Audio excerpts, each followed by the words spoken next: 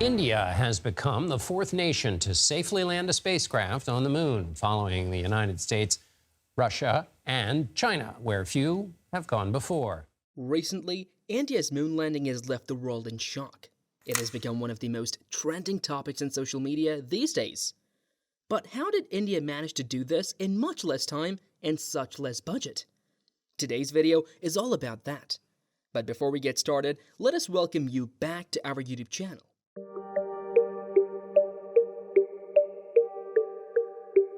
Make sure to hit that like button, smash that subscribe button hard, and turn on the notification bell so you always get notified for more videos in space like this.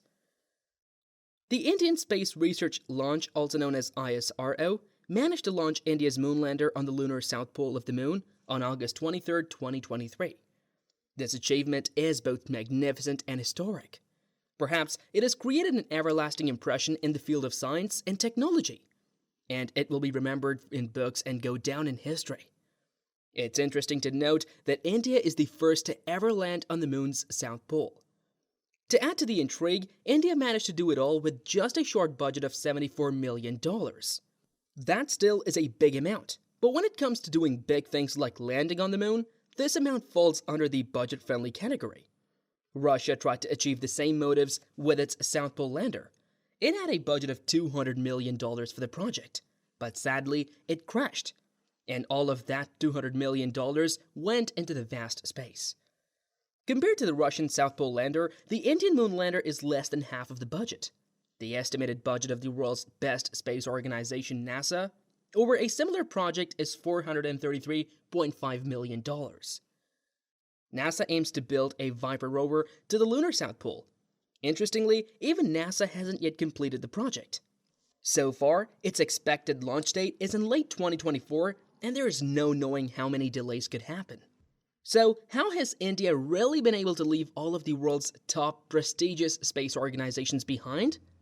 The Indian mission is called the Chandrayaan-3.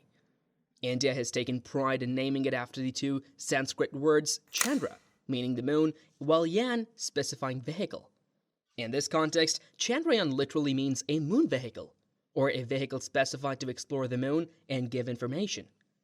But what does figure 3 mean in the name?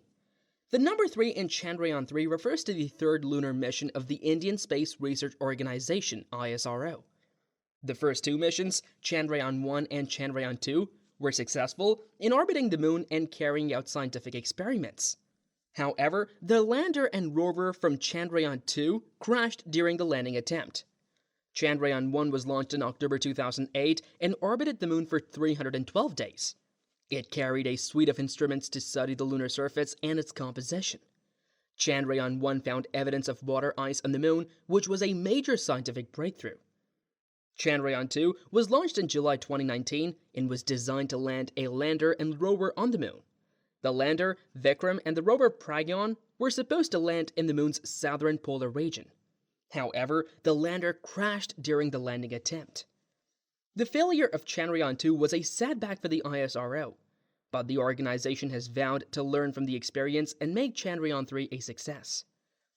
Ever since then, the ISRO have been working hard to show their potential to the world, and the world has just witnessed their efforts behind the shut doors. The Chandrayaan-3 mission is even cheaper than the Hollywood space blockbusters Gravity, The Martian, and The Interstellar. The cost for them is $100 million, $108 million, and $168 million sequence-wise. The low price even persuaded the world's richest man, Elon Musk, to commend them. Elon Musk writes, "Good for India," on the mission's low price tag on X, the platform formerly known as Twitter. When S. Somanath, the director of the ISRO, was asked about how they managed to keep it so effective, he simply passed a smile and laughed it off as a joke. To the question, he said that he won't disclose such secrets to the world. After all, the ISRO doesn't want everyone to become so cost-effective. However, the reason for the cost-effectiveness of the ISRO's mission is clear and vivid. We might not know it from the ISRO itself, but the reasons are obvious. The Indian rupee is much smaller in value than the US dollar. The comparison isn't apples to apples. Rather, it's apples to grapes. Furthermore, industries can be set up at a relatively cheaper cost in India than in the US. The cost for this is India's economy, which speaks for low labor wages. Cheaper items and less wages result in cutting the budget of the mission by a higher proportion. But the main strategy for cost effectiveness isn't just this. India's main strategy is that small mass accounts for lower costs. India kept these spacecraft small, weighing only 1,725 kilograms as claimed by the ISRO.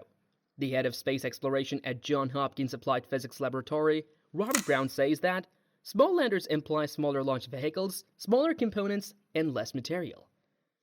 When you send an object to space, you have to make sure of the integrity of the spacecraft. The space environment is very different from the environment on Earth. Metals catch corrosion quickly, and as a consequence, it may lead to the crash of the spacecraft. Hence, there is a need for a metal with much higher integrity. These costly metals are hard to apply on spacecraft. Furthermore, the junction, melting, and other processes add up to the cost. When you produce a spacecraft with less weight, the metals needed for it will also be in lesser quantity. Subsequently, the cost of the project will be highly reduced even if it is for some kilos. India learned this lesson from the ISRO's launch in 2014, the time when they were successfully able to stabilize a spacecraft inside Mars orbit on the first try. The mission was called as MOM, short for Mars Orbiter Mission. Interestingly, the cost of this mission was also $74 million, the same for Chandrayaan-3. It is a weird coincidence when you come to think of it. However, when talking about India, they always learn from their mistakes and progress gradually. Compare MOM to the $582.4 million NASA's MAVEN project, and you'll know the difference. Andrew Coates, a physics professor who has worked on European and NASA Mars missions, remarks that India kept it small. The payload weighs only about 15 kilograms. Compare that with the complexity in the payload in MAVEN, and that will explain a lot about the costs. However, if keeping the weight low is actually the key, then what about Russia? Russia's failed mission called Luna 25 was much lighter than the Chandrayaan-3. It weighed only 1,237 kilograms by the time it reached the moon's orbit. So, if weight speaks for low cost and mission success, then why did Russia fail so miserably? Perhaps the answer to that lies in some of the other tactics deployed by India. One thing is for sure, we'll never dig into the details about that. India's moon program initiated with the Chandrayaan-1. The spacecraft by the ISRO was sent into space and intentionally made to drop a hard impact probe into the lunar surface.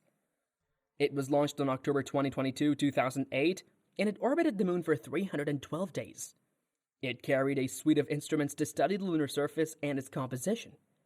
Chandrayaan-1 found evidence of water ice in the moon, which was a major scientific breakthrough. NASA used a similar approach in its mission and was very much successful with the results. The loss of contact with Chandrayaan-1 was attributed to a failure of its star tracker. The star tracker is used to orient the spacecraft and keep it in orbit. Without the star tracker, Chandrayaan-1 could not orient itself and eventually crashed into the moon.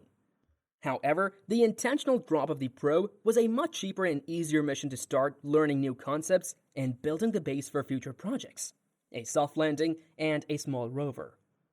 Ultimately, while the exact details of India's cost-saving strategies may remain undisclosed, their commitment to pushing the boundaries of space exploration while managing expenses is a testament to their dedication to scientific progress. India's Chandrayaan-3 mission not only represents a remarkable technological achievement, but also sets an example for cost-effective space exploration for the world to admire and learn from. Furthermore, it's wrong to say that NASA helped India out in the mission. Both of them are like rivals. And of course, rivals compete fiercely. They may share motives and gather inspiration from each other, but the ISRO itself is a completely different organization than the NASA. At the footnote, this mission by India has just set the base for many others such. If you have any personal thoughts to share, we'd love to hear from you in the comments below.